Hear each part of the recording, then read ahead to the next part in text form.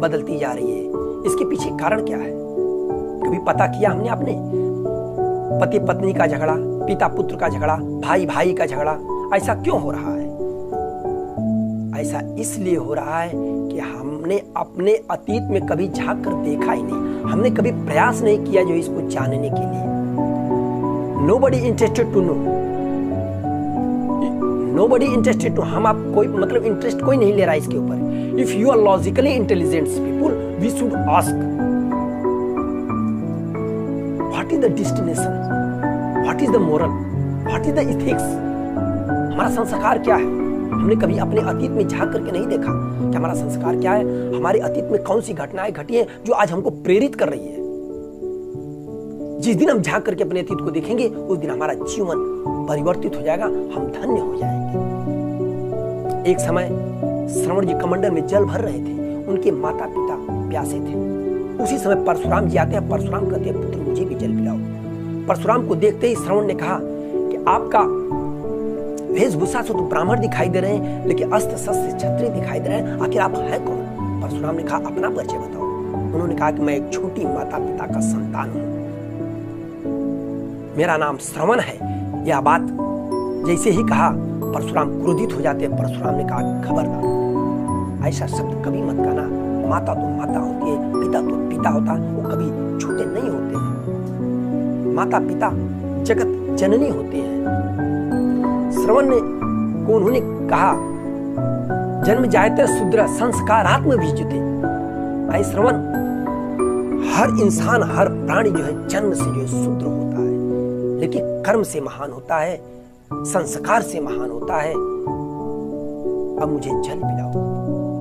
जब जल पी लेते हैं तब कहते हैं, मैं जगदम्ब ऋषि का पुत्र, माता रेणुका का पुत्र परशुराम हूं। यह बात सुनते ही श्रवण जो है हाथ जोड़ करके खड़े हो जाते हैं। कहते हैं कि भगवान, अहो भाग्य कि आपका दर्शन हुआ, आपका यश पृथ्वी पे सूर्य की भांति फैला हुआ है।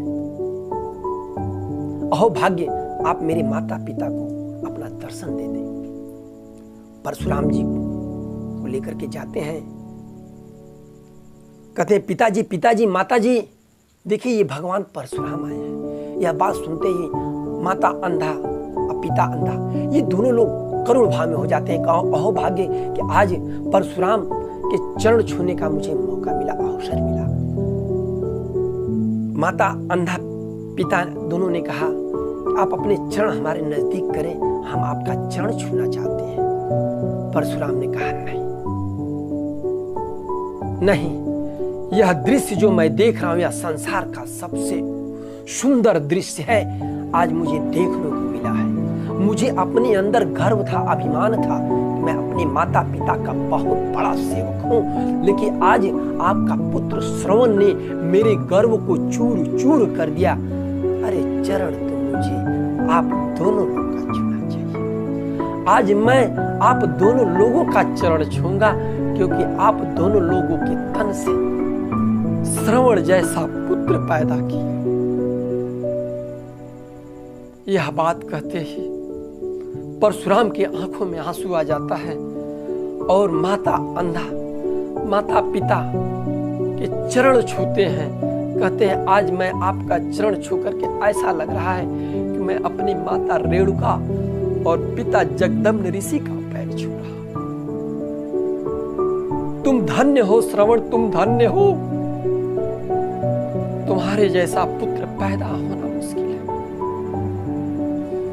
तुम अमर हो और अमर रहोगे, यह मेरा आशीर्वाद है।